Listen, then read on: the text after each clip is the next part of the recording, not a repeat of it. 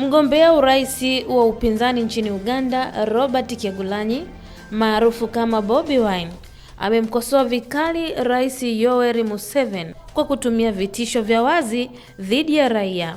Kauli hiyo inajiri baada ya Museveni kuonya kuwa ikiwa kila askari polisi na mwanajeshi ana risasi 120, basi vyombo vya usalama haviwezi kushindwa kudhibiti ghasia wakati wa uchaguzi. Bobi Wine amewahimiza askari polisi na wanajeshi kukataa kutumiwa kuwaua raia wenzao ambao ni ndugu jamaa zao kwa kisingizio cha kulinda maslahi ya Museveni ambaye kwa mujibu wake haheshimu uhai wa binadamu. Mvutano huu kati ya Museveni na mpinzani wake mkuu unatokana na wito wa mara kwa mara wa Bobi Wine kwa wapiga kura kubaki katika vituo vya kupiga kura ili kuhakikisha kura zao haziibiwi. Hata hivyo, Museveni anaonekana kutafsiri mwito huo kama kichocheo cha ghasia cha uchaguzi. Epifania Magingo, Kawabe News.